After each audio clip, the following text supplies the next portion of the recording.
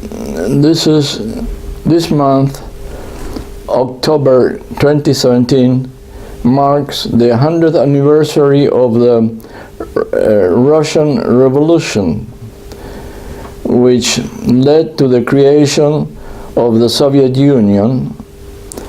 And this revolution, of course, I have to mention Lenin.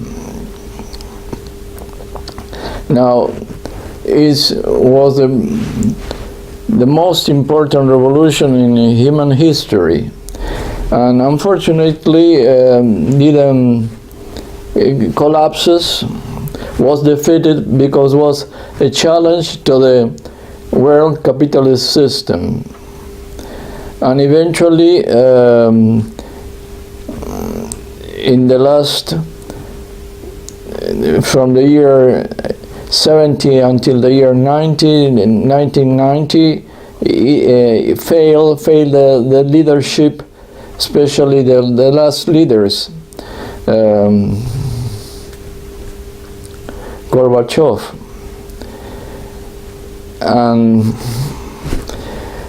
they returned to the capitalist system after the struggle of 3 generations of Soviet citizens. Now, Russia was the main part of the Soviet Union, but there were some other republics as well. Of course, when we look at in retrospective, we see that there were republics that they didn't start any revolution. They were basically the Leton, Latvia,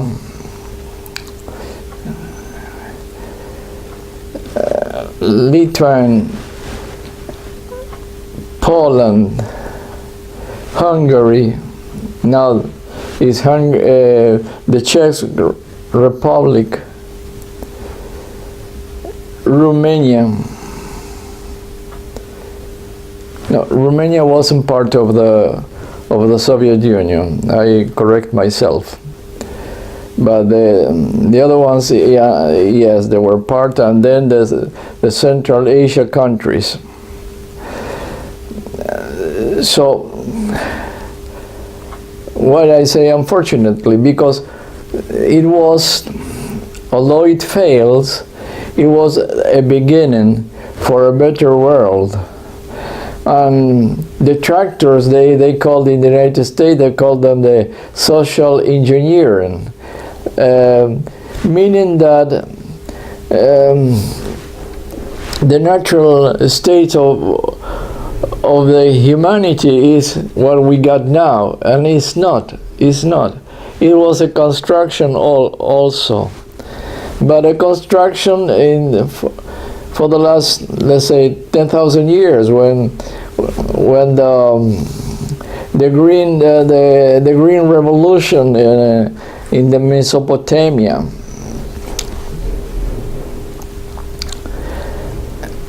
Agricultural revolution, modern revolution, agricultural evolution. And when the people settle in cities. Now, these were about the last recorded cities in the history. Let's think about 5,000 years. But the Russian Revolution and the Soviet Union was an idea that was worth pursuing, because that meant that people could let themselves, and it was a different philosophy, totally different from the capitalist philosophy or system, which is based on individually, based on greed, based on profit and exploitation, human resources, natural resources. and technological resources, but that's a different perspective. Now, why I may ask myself, like many other people, why it fails. And then we have to go into the psychology and in some way to anthropology and sociology to have a perspective. And my view is that the great majority are comfortable trying to be selfish and trying to exploiting others. Now, of course, everything is a learned behavior. So this type of learned behavior in the last several centuries produce what we have in the last century and now, which is, if we think about the humanity as a global civilization, which is, this is an abstraction, because there are many civilizations. We might think about the Japanese, the Chinese, the Indians, Europeans, and then the Europeans, of course, there are different nationalities and countries and histories. And then we have Africa and America, North, Central, and South America, which are very different indeed. But nevertheless, what we have now is a world capitalist system from the economic perspective. And the capitalist system is an economic system.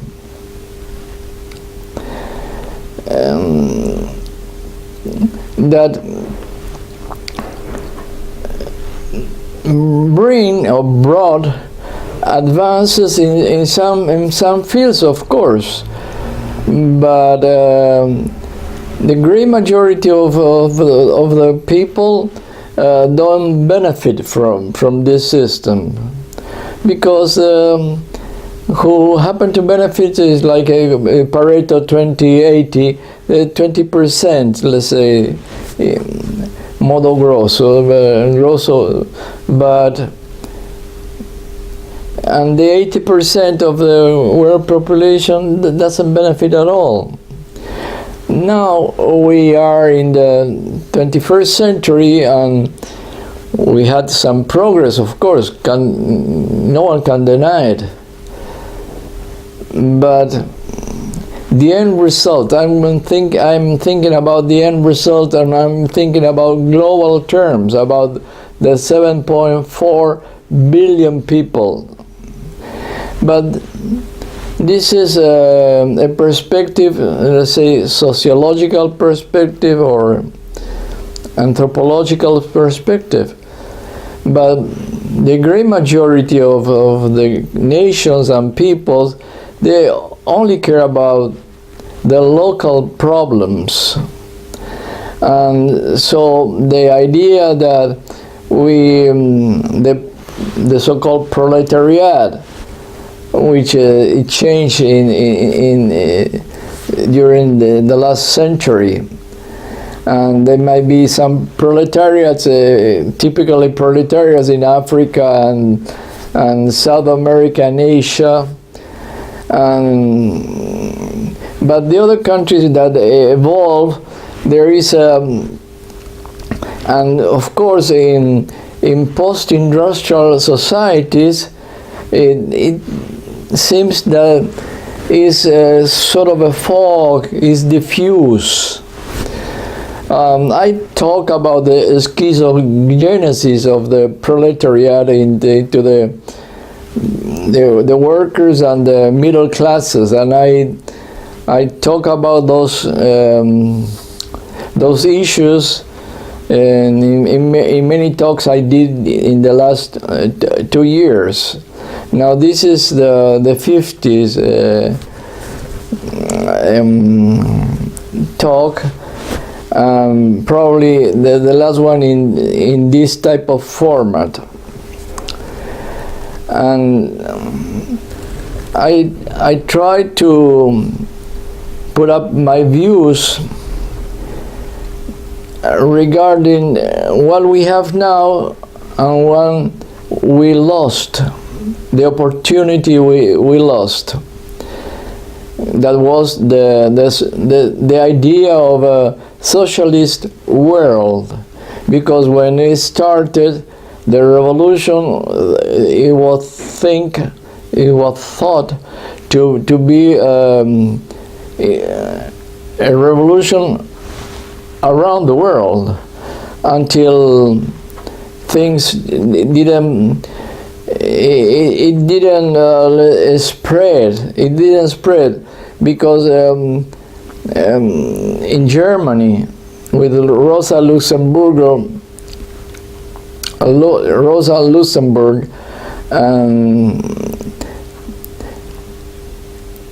she was killed, and the revolution in Germany didn't succeed. So that was the end of the idea that could have been all over Europe starting with. And then in the 30s, Stalin, which was the leader of the Soviet Union, started talking about seeing the impossibility of having a world revolution. Started to talk about a revolution in socialism in one country. Now, since I think in global terms, in sociological, anthropological terms, then I try to have a broader picture, but it's not common for the ordinary people to think about it in these terms. So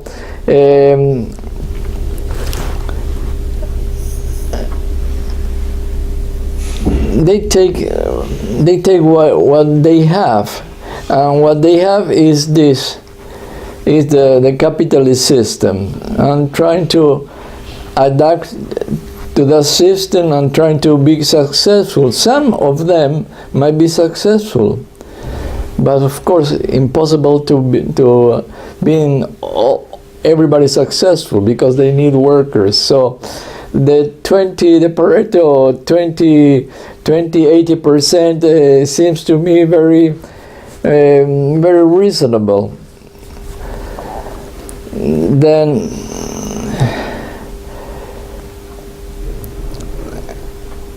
I think that the way we evolve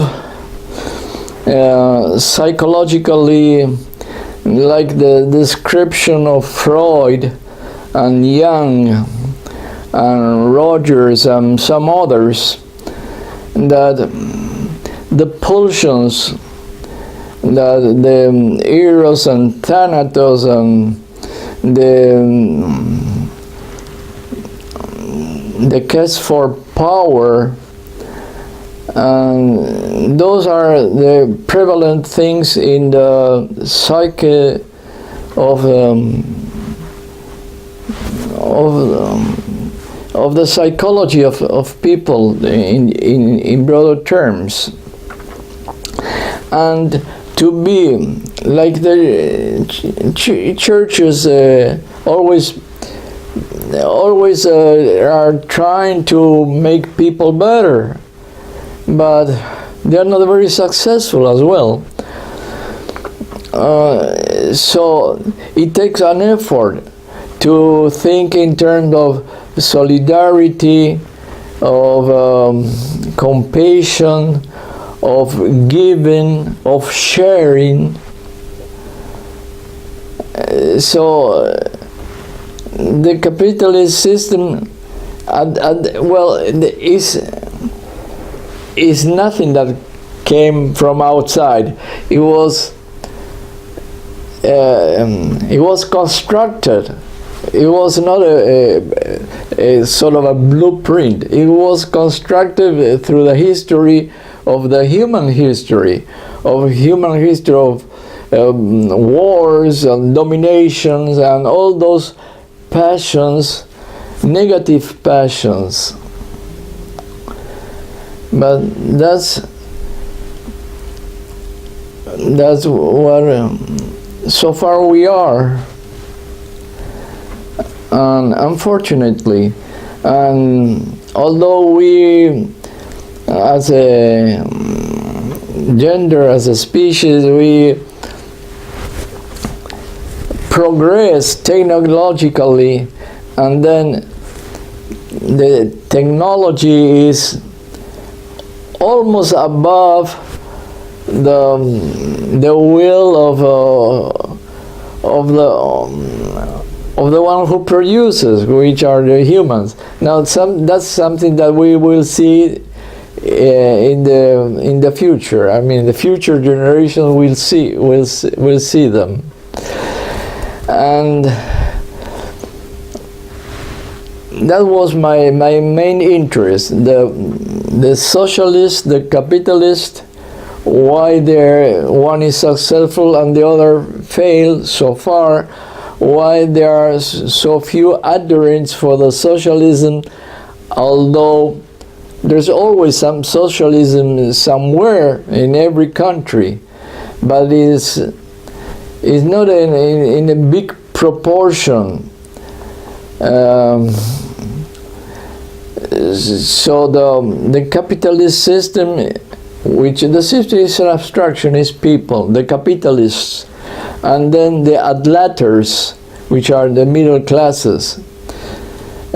So that was my main focus on what I did in these 50 videos I uploaded. The other interest I had were, since I'm an Argentine citizen, was the paradox of this country in the last century, especially the decline of this country over the last 50, 60, 70 years. The inflation, which is the inflation is the symptom of something social pathology, and I try to understand it and to explain it from my perspective. I call it a syndrome, social syndrome, and I did a few videos about it, and then the other one, very important for this country, was the only international war that has in the last century. It was about against the United Kingdom in the year 1982, usually called the conflict. It was a war, Malvinas or Falklands for the English-speaking people, and then I try to see how things are nowadays, and the powers who hold the powers, mainly United States and Russia and China, which are the antagonists of this hegemon, all within the frame of the capitalist system, which brings huge contradictions. And then we can go back in the history of the last century 2 world wars, 50, 70 million deaths. And then after the Second World War, there were so many wars. And nowadays, there are wars started by the United States. And so that's the world we have today. And unfortunately, we could have had a better world under the socialist system, but the capitalist system is very progressive and revolutionary, because they have to make always new products to sell and to make profit, because the system cannot function without the profit. It's a profit system, and the profits nowadays are with the capitalists all around the world are related with huge corporations. And then we have the gadgets that this system produces, which are the cellular phones, so many technological advances, the internet, and all those things that make people's behavior, of course, a lot different from the last century. But there is some sort of confusion, because people tend to think that they got more freedom because they got these gadgets and things like that, which is, I may put an interrogation mark on that. Nevertheless, I have to admit that the capitalist system is a lot more dynamic, and the socialist system is more on the side of the philosophical idea of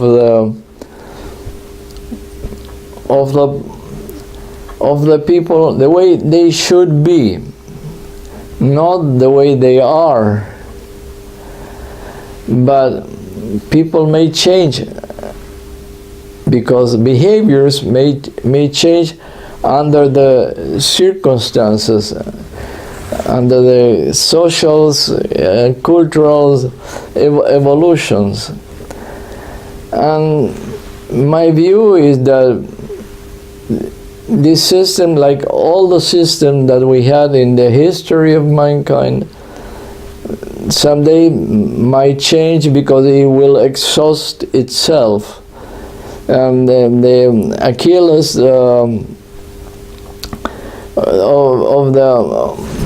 of this system is the natural resources, because the exploitation of natural resources are tremendous, and the ecosystems and the climate change, all those things that are produced by man.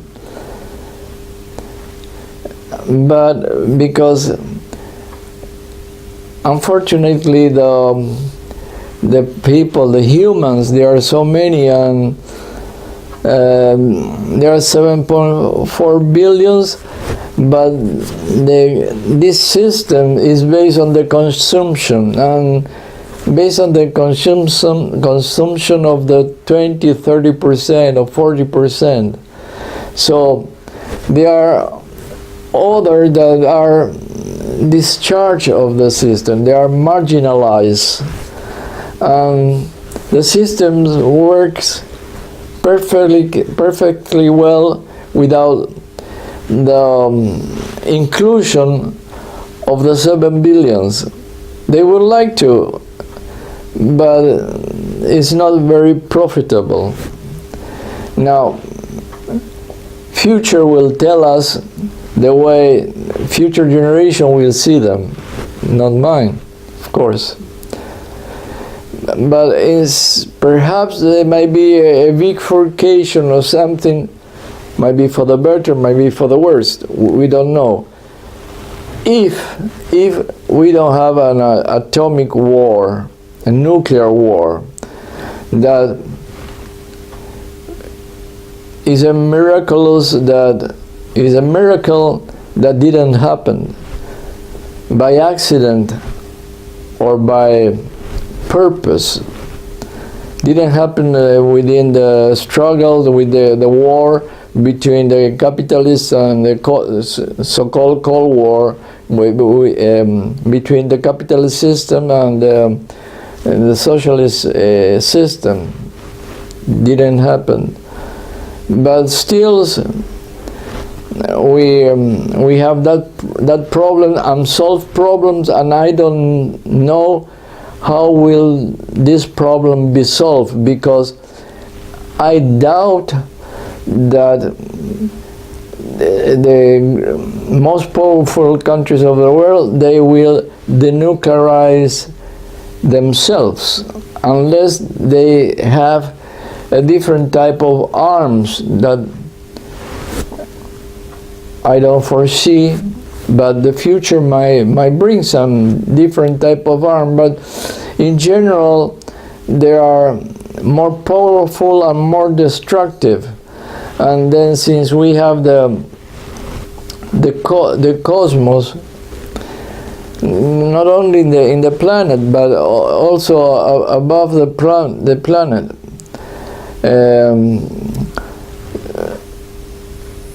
So far,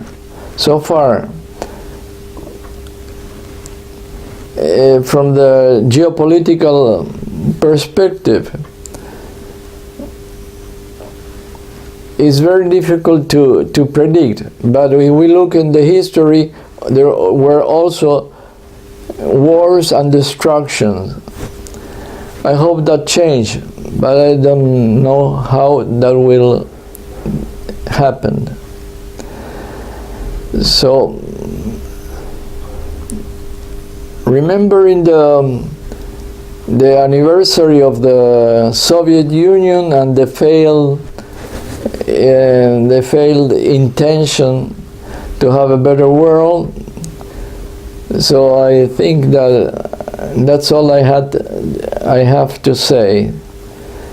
And I thank the people who took their times to watch my videos.